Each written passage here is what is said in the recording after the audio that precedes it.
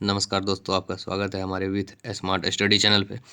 आज हम लोग जो कि CDP पेडागोजी का सेट 5 करेंगे, ठीक है। जो कि सीटेट में ये 6 जनवरी 2022 को पूछा गया ऑनलाइन CBT मोड का क्वेश्चन है। तो चलिए आज हम लोग फिर से 30 क्वेश्चन का डिस्कशन करेंगे। इससे पहले अगर आपने 4 वीडियो को नहीं देखा है तो जाके आप प्लेलिस्ट में देख सकते हैं। तो आज हम लोग पढ़ेंगे सेट 5 का, ठीक है। तो चलिए देखते हैं पहला क्वेश्चन क्या है। बच्चों का विकास का क्रम। ऑप्शन ए है अमूर्त से मूर्त की तरफ होता है, बी में है सामान्य से विशिष्ट की ओर होता है, सी में है पैरों से सिर की ओर होता है, डी में हाथ पैर से केंद्र की ओर होता है। तो हम लोग को ज़्यादातर ध्यान रखना है क्वेश्चन को छांटने में, ठीक है, क्योंकि इसमें सारे ऑप्शन लगते हैं सही की तरफ, ठीक है। तो यहाँ पे सबसे सही सटीक आंसर जो होगा वही हमारा सही आंसर होगा। तो बच्चों के विकास का क्रम क्या होता है? बच्चों में विकास का जो क्रम है अमूर्त से मूर्त की तरफ होता है? नहीं, अमूर्त से मूर्त की तरफ नहीं होता है। क्या बच्चा पहले ही चिंतन करने लगता है? नहीं, बच्चा पहले सीखता है किसी चीज़ को, फिर उसके बाद उसका अमूर्त चिंतन करता है। पहले मूर्त चीज़ को सीखता है, फिर अमूर्त को, ठीक है। उसके बाद है सामान्य से विशिष्ट की ओर। बच्चा जो है कि नॉर्मल से स्पेसिफिक की ओर होता है, ठीक है। और सी में कह रहा है पैर से सिर की ओर। ऐसा नहीं होता है, सिर से पैर की ओर होता है जिसे सिरस्थ कहते हैं। और हाथ पैर से केंद्र की ओर नहीं, केंद्र से बीच से मध्य से होकर सिर की ओर होता है, ठीक है। तो यहाँ पे डी ऑप्शन गलत हो जाएगा, सी ऑप्शन गलत हो जाएगा और हमारा ए ऑप्शन गलत हो जाएगा और ए बी सही हो जाएगा, ठीक है। चलिए नेक्स्ट क्वेश्चन पे चलते हैं। नेक्स्ट क्वेश्चन 2 नंबर में क्या है? वह वह बच्चे जो उच्च आय वाले परिवार से हैं उन बच्चों से अपना दिन बहुत अलग बिताते हैं जो निम्न आय वाले परिवार से हैं। तो ये बात तो सही है कथन। और इसका तर्क क्या दिया जा रहा है? बचपन की संकल्पना सार्वभौमिक नहीं है तथा बचपन में बहुविविधता है, ठीक है। तो ये इसका तर्क दिया जा रहा है। तो आपको क्या लगता है, कथन और तर्क दोनों सही है जिसका तर्क कथन का व्याख्या कर रहा है?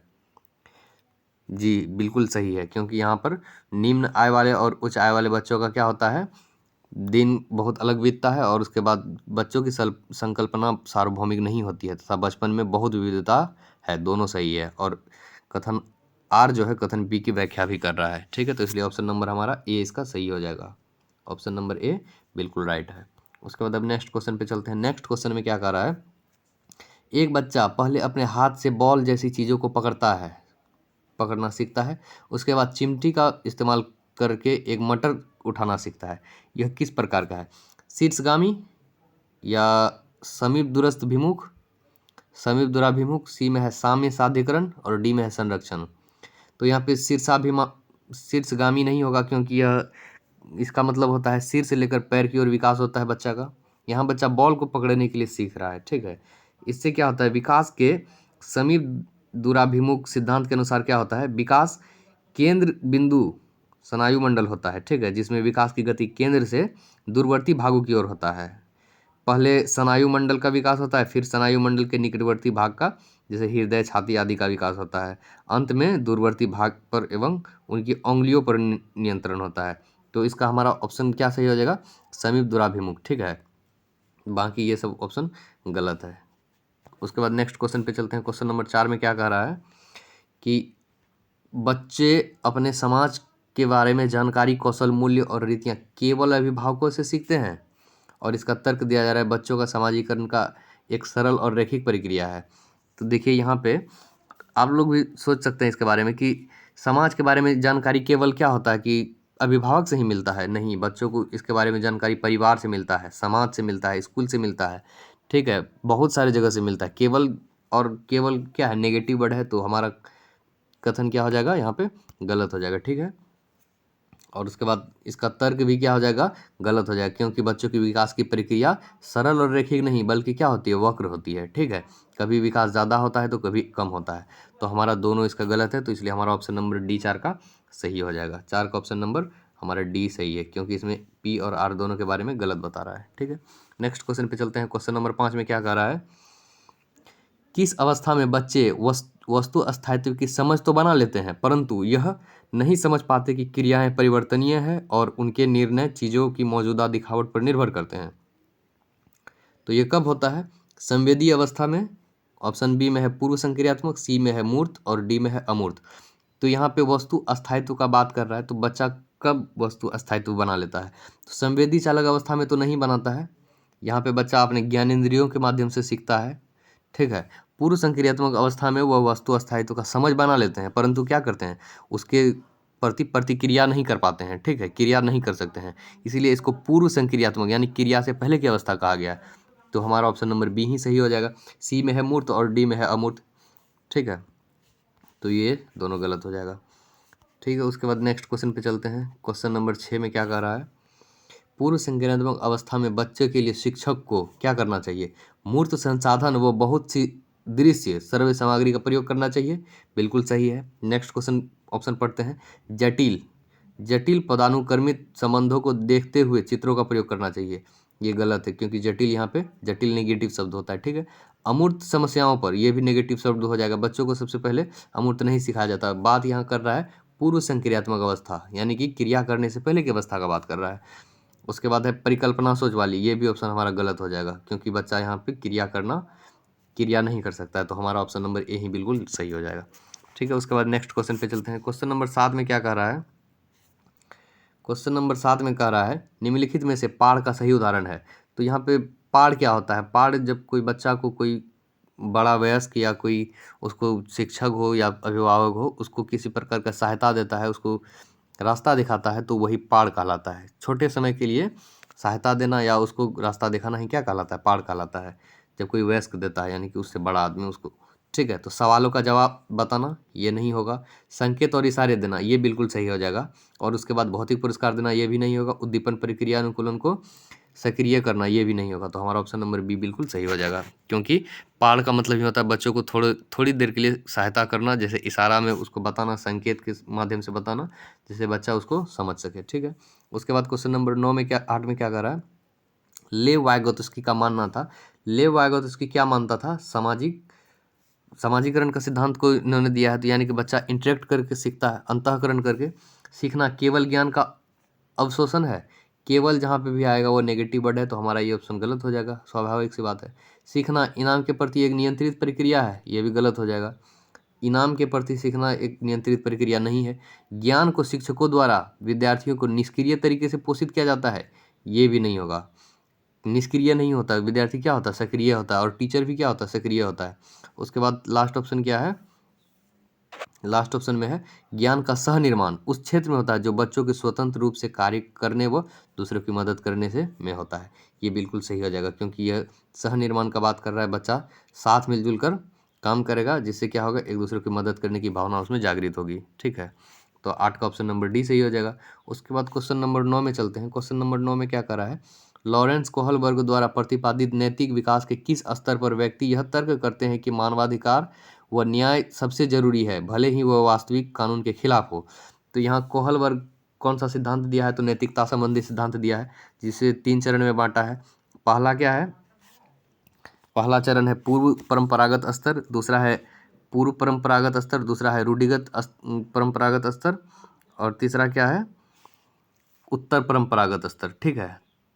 और सबका 2-2 पार्ट में डिवाइड है, ठीक। यहाँ पे बात कर रहा है नैतिक विकास के व्यक्ति तर्क करता है कि मानवाधिकार और न्याय यानी कि समाज के लिए कब जरूरी है, ठीक है। मानवाधिकार व न्याय सबसे जरूरी है, भले ही वह सामाजिक कानून के खिलाफ हो। यानी कि यह सार्वभौमिक नैतिक सिद्धांत अभिविन्यास का बात कर रहा है, ठीक है। आज्ञा पालन और दंड, ये होता है कब? जब बच्चा पूर्व परंपरागत स्तर में रहता है। दंड और आज्ञा पालन, आज्ञाकारिता उन्मुखता होता है, और दूसरा होता है सापेक्षतावादी उन्मुखता, ठीक है। और दूसरा है बी नंबर, अच्छा लड़का लड़की बनने की अभिविन्यास, यानी कि ये होता है रूढ़िगत नैतिकता में। रूढ़िगत नैतिकता 2 प्रकार का होता है, जिसमें परंपरागत एकरूपता और दूसरा होता है अधिकार संरक्षण, ठीक है। अधिकारिता एवं कर्म विन्यास, ये भी नहीं होगा। तो हमारा ऑप्शन नंबर डी बिल्कुल सही हो जाएगा, क्योंकि इस उत्तर परंपरागत स्तर में बच्चा क्या करता है? समाज के सारे नियम को तोड़ देता है, ठीक है। वह मानव अधिकार की रक्षा को ही सबसे सर्वोपरि मानता है। जैसे कि अगर किसी का एक्सीडेंट हो जाता है, तो उसको जान बचाने का ही सबसे बड़ा मानता है। चाहे वह ट्रैफिक में फंसा हो, ट्रैफिक रूल को तोड़ सकता है, कोई भी नियम तोड़ के वह जान बचाएगा, ठीक है। तो ऑप्शन नंबर डी इसका सही हो जाएगा। क्वेश्चन नंबर 10 में क्या कह रहा है, एक प्रगतिशील कक्षा में अधिगम, यानी कि प्रगतिशील कक्षा में अधिगम कैसा होना चाहिए? एक सरल प्रक्रिया है, बी में है एक सामाजिक प्रक्रिया है, सी में केवल औपचारिक अनुदेश द्वारा ही हो सकता है, डी में है परीक्षाओं पर प्रतिबंधात्मक। तो डी तो होगा नहीं, परीक्षा के संदर्भ में केवल आएगा, ये भी हमारा ऑप्शन गलत हो जाएगा। ठीक है, एक सामाजिक प्रक्रिया है, ये हमारा 10 का ऑप्शन नंबर बी सही हो जाएगा। ठीक है, प्रगतिशील कक्षा एक प्रकार के कैसा है? सामाजिक प्रक्रिया है, एक सरल प्रक्रिया नहीं है। ठीक है, तो हमारा ऑप्शन नंबर बी बिल्कुल सही हो जाएगा। उसके बाद नेक्स्ट क्वेश्चन पे चलते हैं। नेक्स्ट क्वेश्चन हार्वर्ड गार्डनर का सिद्धांत से है। हार्वर्ड गार्डनर के अनुसार निम्नलिखित में से कौन सा कथन सही है? हार्वर्ड गार्डनर के बारे में हम लोग पहले पढ़ चुके हैं। हार्वर्ड गार्डनर बहुबुद्धि सिद्धांत दिया है, ठीक है, बुद्धि के प्रति। तो बुद्धिमत्ता को परिपोषित व विकसित नहीं किया जा सकता है, ये गलत है। हर व्यक्ति में विविध प्रकार की बुद्धिमत्ताएं होती है, बिल्कुल सही बात है। बुद्धि क्या होता है? विविध प्रकार का होता है। उपलब्धि बुद्धि ये भी नहीं होगा, खास वर्ग के व्यक्ति दूसरे ये भी नहीं होगा। ठीक है, तो हमारा ऑप्शन नंबर बी सही हो जाएगा। उसके बाद नेक्स्ट क्वेश्चन में है 12 नंबर में, राष्ट्रीय शिक्षा नीति 2020 पूरे देश के लिए प्राथमिक स्तर पर किस प्रकार के भाषा निर्देश के माध्यम को प्रोत्साहित करती है? तो ये मातृभाषा, क्षेत्रीय भाषा या घर की भाषा को प्रोत्साहित करती है। ऑप्शन नंबर डी इसका सही हो जाएगा। ठीक है, उसके बाद क्वेश्चन नंबर 13 में चलते हैं। क्वेश्चन नंबर 13 में कह रहा है बैठने की व्यवस्था में लचीलापन अधिगमकर्ताओं का समूह में कार्य करना किस कक्षा कक्ष की विशेषता है? तो यह सामाजिक संरचनावादी कक्षा कक्ष की विशेषता। ऑप्शन नंबर 20 का सही हो जाएगा। ठीक है, इसका डिस्कशन हम लोग पिछले वीडियो में कर चुके हैं। अगर आप लोग अभी तक नहीं देखे तो पिछले वीडियो जाकर जरूर देख लें, ताकि आप लोग का डाउट क्लियर हो सके। उसके बाद नेक्स्ट है, किस प्रकार का शिक्षा शास्त्र एक शिक्षक को अपनी कक्षा में व्यक्तिगत विभिन्नताओं को ध्यान में रखने में मदद करता है? ए में है मानकीकृत व एक समान, बी में है पूरी तरह परीक्षाओं पर केंद्रित, सी में पूरी तरह पाठ्य पुस्तकों पर केंद्रित, डी में है संलग्न और संदर्भित। तो संलग्न और संदर्भित नहीं होगा यहाँ पे, पूरी तरह पाठ्य पुस्तक पर भी केंद्रित नहीं हो सकता है, पूरी तरह परीक्षा पर भी केंद्रित नहीं हो सकता है। तो 14 का ऑप्शन नंबर ए बिल्कुल सही हो जाएगा। सॉरी, मानकीकृत और एक समान भी नहीं होगा, यहाँ पे क्या होगा? संदर्भ एवं संलग्न एवं संदर्भित। संदर्भ एवं संलग्न एवं संदर्भित क्या होता है? यह एक शिक्षक को अपनी कक्षा में व्यक्तिगत विभिन्नता को ध्यान में रखने में क्या करता है? मदद करता है। ठीक है, और उसके बाद क्वेश्चन नंबर 15 में क्या कह रहा है? राष्ट्रीय शिक्षा नीति 2020 के अनुसार मूल्यांकन का उद्देश्य क्या होता है? रटने की क्षमता। बिल्कुल गलत हो जाएगा, क्योंकि रटना एक निगेटिव वर्ड है। पुनर्उत्पाद वो याद रखने की क्षमता, ये भी गलत हो जाएगा, याद नहीं करना है। उसके बाद बच्चों को सीखने की प्रक्रिया में मदद करना, ये बिल्कुल सही हो जाएगा। डी में पूरे देश की तुलना करना, तुलना भी नेगेटिव वर्ड है, तो ये भी ऑप्शन गलत हो जाएगा।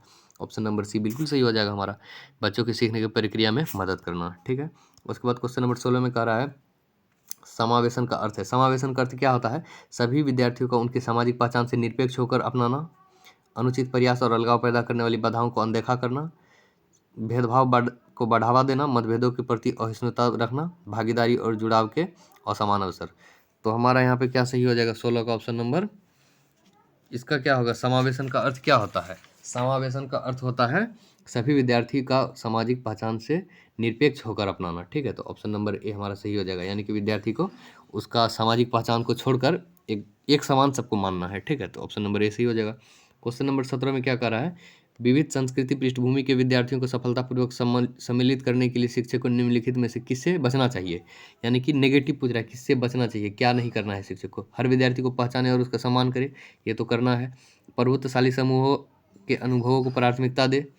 उसके बाद सी में है शिक्षक की सामग्री में विविधता को शामिल करे, ये भी करना है। कक्षा कक्ष में सांस्कृतिक संवेदनशीलता का अभ्यास करे। तो 17 का डी भी इसको क्या करना है? करना है। ठीक है, तो ये सही हो जाएगा। शिक्षण सामग्री में विविधता, ये भी सही हो जाएगा। हर विद्यार्थी को पहचानना, ये भी सही। लेकिन यहाँ प्रभुत्वशाली समूहों के अनुभवों को प्राथमिकता नहीं देना है। ठीक है, यानी कि सबको एक समान लेकर चलना है, सबको बात सुनना है, सबको प्रश्न पूछना है। ठीक है, उसके बाद क्वेश्चन नंबर 18 में चलते हैं। डिसलेक्सिया पढ़ने से संबंधित विकार है, इसमें तो कोई दिमाग लगाना ही नहीं है। बाकी डिस्ग्राफिया लिखने से होता है। डिस्कैल्कुलिया गणना संबंधी विकार होता है। डिस्प्रेक्सिया गतिक कौशल संबंधी होता है। अफेजिया क्या होता है? भाषा को जब सही नहीं बोल पाता है, भाषा संप्रेषण संबंधी। ADHD क्या होता है? ध्यान केंद्रित करने संबंधी। ठीक है, उसके बाद क्वेश्चन नंबर 19 पे चलते हैं। निम्नलिखित में से कौन सा अभ्यास अधिगम अक्षमता वाले विद्यार्थियों का समावेशन सुनिश्चित करने में प्रभावी होगा? क्या होगा? अभिव्यक्ति के लिए केवल निश्चित विधा का अनुमति दें, विफलता का आरोपण क्षमता की कमी को माने, बहुत लंबे तक बारंबार दत्कारी दें, सूचना प्राप्त करने के लिए कई विकल्प प्रदान करें। तो हमारा ऑप्शन नंबर डी सही हो जाएगा। जब कई विकल्प प्रदान करेंगे तो बच्चों को आसानी से समझ में आ सकता है। ठीक है, तो बाकी सब ऑप्शन हमारा गलत हो जाएगा। उसके बाद क्वेश्चन नंबर 20 में चलते हैं। क्वेश्चन नंबर 20 में क्या कह रहा है? क्वेश्चन नंबर 20 में कह रहा है प्रतिभावान विद्यार्थी। प्रतिभावान विद्यार्थी क्या होता है? जानकारी को जल्दी और सही तरीके से अवशोषित करता है, बिल्कुल सही है। बाकी आयु के स्तर से नीचे के प्रश्न को हल करने में असमर्थ होता है, नहीं, वो समर्थ होता है। सरल और आसान कार्यों को चुनने की प्रवृत्ति रखते हैं, नहीं, वो कठिन और मुश्किल कार्यों को चुनने की प्रवृत्ति रखते हैं। ये मूल बातों की समझ सहज का अभाव होता है, नहीं, यह समझ सकते हैं, अभाव नहीं होता है। तो ऑप्शन हमारा हमारा ए ही 20 का सही हो जाएगा। उसके बाद क्वेश्चन नंबर 21 में क्या कह रहा है? एक शिक्षक को अपने विद्यार्थियों को किसी प्रश्न का उत्तर देने के लिए सहज अनुमान लगाने के लिए डैश करना चाहिए, प्रोत्साहित करना चाहिए। दंडित भी नहीं करना है, अवरुद्ध भी नहीं करना, अनदेखा भी नहीं करना। क्या करना है? प्रोत्साहित करना है। ठीक है, उसको सपोर्ट करना है। उसके बाद क्वेश्चन नंबर 22 में क्या कर रहा है? विद्यार्थियों को हाल ही में सीखे गए संप्रदाय पर विस्तार में मदद करते समय निम्नलिखित में से किससे बचना चाहिए? किससे बचना चाहिए? विभिन्न उपसंप्रदाय के बीच संबंध को क्रियान्वित करना है। बी में है संप्रदाय के उदाहरण और गैर उदाहरण बनाना। सी में है अधिग्रहण जानकारी को नई समस्याओं पर लागू करना। डी में है बोर्ड पर लिखना और विद्यार्थियों को इसके बिना समझाए नकल करना। तो ये वाला गलत है और हमको किससे बचना है ये पूछ रहा है, तो हमारा ही डी ऑप्शन सही हो जाएगा। क्योंकि बच्चों को अगर नहीं समझाएंगे, सिर्फ बोर्ड पर से छाप लेगा, नकल कर लेगा, तो बच्चों को इसके बारे में समझ नहीं बन पाएगी। ठीक है, तो किससे बचना चाहिए? तो हमको बच्चों को समझाने और नकल करने के लिए नहीं कहना है। ठीक है, तो ऑप्शन नंबर डी इसका सही हो जाएगा। उसके बाद क्वेश्चन नंबर 23 में कह रहा है किस तरह के पाठ्यक्रम को लागू करके विद्यार्थियों की विफलता को कम किया जा सकता है? विद्यार्थियों की विफलता को कम करना है तो क्या करना है? जो उसके सामाजिक संदर्भ से जुड़ा हो, ये सही है। जो अत्यधिक चुनौतीपूर्ण हो, ये सही नहीं है। जो उनके दैनिक जीवन के लिए अप्रासंगिक हो, ये भी सही नहीं है। जो प्रासंगिक होगा वो सही होगा। जो अमूर्त से सरल की ओर बढ़ता हो, ये भी सही नहीं होगा, क्योंकि जो सरल से अमूर्त की ओर बढ़ता है बच्चा उसको समझ पाएगा। तो हमारा ऑप्शन नंबर ए इसका सही हो जाएगा। नेक्स्ट क्वेश्चन 24 नंबर में क्या कर रहा है? सार्थक सीखने के लिए निम्न में से क्या महत्वपूर्ण है? सार्थक सीखने के लिए कक्षा में प्रतिस्पर्धी, जहाँ भी प्रतिस्पर्धी दिखे तो वो नेगेटिव वर्ड होता है, ये गलत हो जाएगा। बच्चों के विचारों और अनुभवों को जगह देना, ये सही है। जानकारी को पृथक खंडों में प्रस्तुत करना और ऐसे उदाहरण देना जो विद्यार्थी के सामाजिक संदर्भ से संबंधित नहीं है, नहीं, संबंधित होना चाहिए, तो ये भी गलत हो जाएगा, ये भी गलत हो जाएगा। ऑप्शन नंबर बी हमारा सही हो जाएगा 24 का। ठीक है, बच्चों के विचारों और अनुभवों को क्या करना है? जगह देना, उनकी बातों को सुनना है। ठीक, क्वेश्चन नंबर 25 में करा विद्यार्थियों को नए संप्रदाय पढ़ाने समय शिक्षक को निम्नलिखित में से किससे बचना चाहिए? यहाँ पे नेगेटिव पूछ रहा है, क्या नहीं करना है टीचर को? एक शिक्षक को उनके दिए गए उदाहरणों में सामान्य गुण खोजने के लिए कहें, उनके संप्रदाय से संबंधित गैर उदाहरण प्रस्तुत करें, पहले जटिल अवधारणा प्रस्तुत करें, फिर सरल, और नई जानकारी को पिछले ज्ञान से जोड़ना। ये तो जोड़ना ही है नई जानकारी को पिछले ज्ञान से। उन्हें दिए गए उदाहरण को गुण खोजने के लिए भी कहना है और उसके बाद संप्रदाय से संबंधित गैर उदाहरण भी प्रस्तुत करने के लिए कहना है। लेकिन उनके पहले जटिल अवधारणा को प्रस्तुत नहीं करना, पहले सरल अवधारणा को प्रस्तुत करना है। तो किससे बचना चाहिए? पहले जटिल अवधारणाओं को प्रस्तुत करने से बचना चाहिए। ठीक है, उसके बाद क्वेश्चन नंबर नेक्स्ट 26 में क्या कह रहा है? विशिष्ट जानकारी के संबंध पर आधारित प्रश्न का उत्तर देने के बाद एक विद्यार्थी इस बात पर विचार कर रहा है कि इस कार्य के में किन संकेतों ने उसकी मदद की। ऐसा करने से विद्यार्थी का डैश विकास हो रहा है। विलंबित नकल, ये नहीं होगा। आत्मकेंद्रित, ये भी नहीं होगा। अति औचित्य, ये भी नहीं होगा। अधिसंज्ञान हमारा ऑप्शन नंबर सी 26 का बिल्कुल सही जवाब है। ठीक है, उसके बाद नेक्स्ट क्वेश्चन पे चलते हैं। क्वेश्चन नंबर 28 में क्या कह रहा है? क्वेश्चन नंबर 28 में कह रहा है, सॉरी, क्वेश्चन नंबर 27 में कह रहा है 26 का ऑप्शन नंबर सी सही हो जाएगा। ठीक है, उसके बाद 27 नंबर में कह रहा है लक्ष्य प्राप्त करने के चरण दर चरण निर्देश को क्या कहा जाता है? तो यह कलन विधि कहा जाता है। 27 का ऑप्शन नंबर ए सही हो जाएगा। उसके बाद क्वेश्चन नंबर 28 में क्या कह रहा है? विद्यार्थियों के बीच भ्रांतियाँ उनके बारे में क्या बताती है? उनके बारे में भ्रांतियाँ क्या बताती है? अवधारणाओं के बारे में भोली और सहज समझ, इसको बताती है। 28 का ऑप्शन नंबर सी सही हो जाएगा। उसके बाद क्वेश्चन नंबर 29 में क्या कर रहा है? निम्नलिखित में से कौन सी स्थिति विद्यार्थियों में गर्व का कारण बन सकता है? जब असफलता का कारण स्वयं को माने, इससे बच्चा को गर्व नहीं होगा अपने आप पे। जब असफलता का कारण दूसरों को माना जाए, इससे भी बच्चा को गर्व नहीं होगा। जब सफलता का कारण बच्चा स्वयं को मानता है, तब उसको खुद पर गर्व होता है। तो ऑप्शन नंबर सी सही हो जाएगा 29 का। उसके बाद लास्ट क्वेश्चन क्या है 30 नंबर में? निम्नलिखित में से कौन सा कथन आंतरिक अभिप्रेरणा का उदाहरण है? मतलब इंटरनल मोटिवेशन का। मुझे पढ़नी चाहिए क्योंकि यह संप्रदाय की समझ बनाने के लिए जरूरी है। तो इसका ए ही ऑप्शन सही है। ठीक है, तो बाकी ऑप्शन पढ़ने की ज़रूरत नहीं है। तो आई होप, आशा करते हैं कि आपको तीसों का तीसों क्वेश्चन का वीडियो का सोल्यूशन मिल गया होगा। अगर वीडियो अच्छा लग रहा है तो चैनल को सब्सक्राइब कीजिए, वीडियो को लाइक कीजिए, अपने दोस्तों के साथ शेयर कीजिए, और भी छठा वीडियो यानी कि छठा पार्ट भी देखना चाहते हैं तो कमेंट बॉक्स में कमेंट कीजिए। नेक्स्ट वीडियो जल्द ही देखने को मिलेगा। तब तक के लिए आप रिवाइज करते रहिए। Thanks for watching this video.